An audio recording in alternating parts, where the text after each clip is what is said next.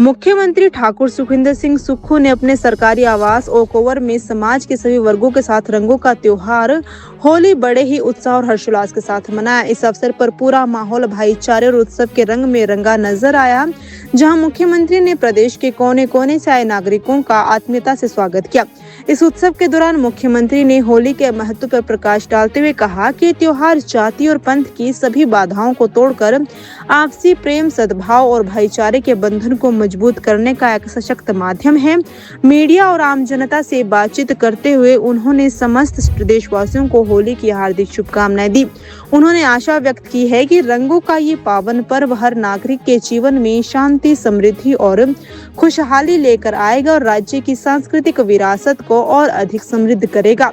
Okay over में आयोजित इस कार्यक्रम में पारंपरिक संगीत की धुनों के बीच लोगों ने एक दूसरे को गुलाल लगाया। मुख्यमंत्री ने व्यक्तिगत रूप से आगंतुकों से मुलाकात की और उनके साथ होली की खुशियां बांटी। इस दौरान वहां मौजूद लोगों में उत्साह देखा गया और मुख्यमंत्री ने सभी के उज्जवल भविष्य की कामना की। इस अवसर पर मुख्यमंत्री के कैबिनेट सहयोगी, विधायक, महापौर, महाधिवक्ता, पूर्व विधायक और नगर निगम पार्षद शामिल हुए। साथ ही वरिष्ठ IAS और IPS अधिकारियों सहित विभिन्न विभागों के प्रमुखों ने भी इस कार्यक्रम में शिरकत की और एक दूसरे को रंग लगाकर त्योहार की बधाई दी।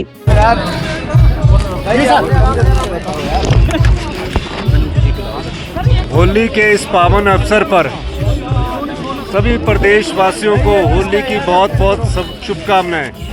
रंगों का त्यौहार है और रंगों के त्यौहार में आपसी भाईचारा बढ़े और प्रदेश में विकास की गति मिले और जिस व्यवस्था परिवर्तन के तहत हम हिमाचल प्रदेश को आत्मनिर्भर करने की दिशा में आगे बढ़ रहे हैं, उसमें सभी हिमाचल की जनता का हमें सहयोग मिले।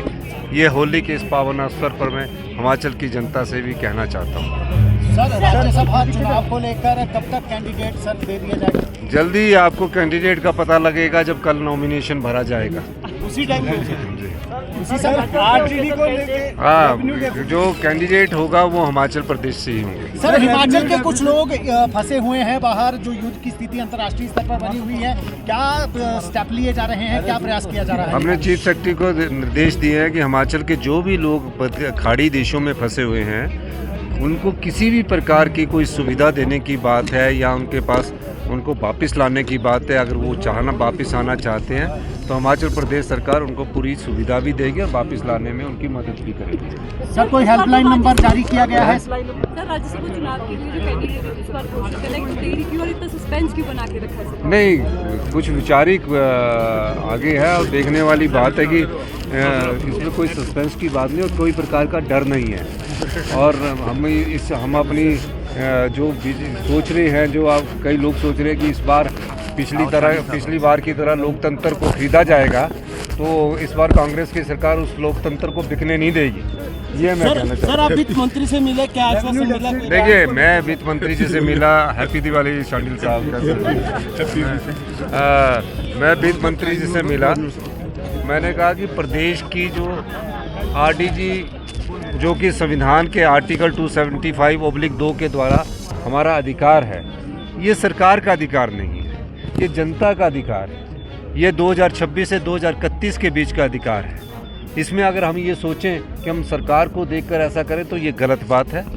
और वित्त मंत्री को हमने कहा कि जो हमारी संपदा है, संपदा हमारी जैसे पानी है, उस संपदा से अगर हम 50% फ्री रॉयल्टी देने को आप तैयार है तो हमें RDG की जरूरत नहीं है। हम तो ज़िंदगी भर के लिए सामर्थ्य है। और जो हमारे पानी का उपयोग करने के बाद बड़ी बड़ी कंपनियां, चाहे SJVNL है, NTPC, NHPC है, मिनी रत्न बन गए। उनका बजट 67,000 करोड़ का हो गया। SJVNL का, हिमाचल का बजट 58,000 करोड़ मिल गया। कम से कम बिजली का पावर प्रोजेक्ट फ्री होने के बाद जो प्रॉफिट आता है उसका 50% तो हमें मिले, तो हमें RDG की जरूरत नहीं है। लेकिन RDG संविधान के द्वारा जनता को एक अधिकार दिया गया है, जिसमें आय और व्यय के अंतर के पाटने के लिए RDG मिलती है। तो वित्त मंत्री ने हमारी बात अच्छी तरह सुनी और हम कोऑपरेटिव फेडरल स्ट्रक्चर में रहते हैं, तो हमारा ये दायित्व बनता है कि हम अपनी बात को रखें। लेकिन मुझे इस बात का दुख है कि हिमाचल विरोधी भाजपा क्यों है। मुझे ये समझ नहीं आता कि भाजपा हिमाचल विरोधी क्यों है। हिमाचल विरोधी भाजपा नहीं होनी चाहिए। तो ये पहली बार देखा गया है कि हिमाचल विरोधी भाजपा क्यों है, ये बहुत बड़ी बात है। और मुझे दुख इस बात का है कि होली के इस पावन अवसर पर मैं उनसे अनुरोध करूंगा भारतीय जनता पार्टी के लिए कि हिमाचल विरोधी भाजपा ना बने, हिमाचल की समर्थ भाजपा बने, ये कहना सर हिमाचल वासियों के लिए जो बाहर फंसे हैं उनके लिए कोई हेल्पलाइन नंबर जारी सब किया? प्रकार की मदद उनको दी जाएगी।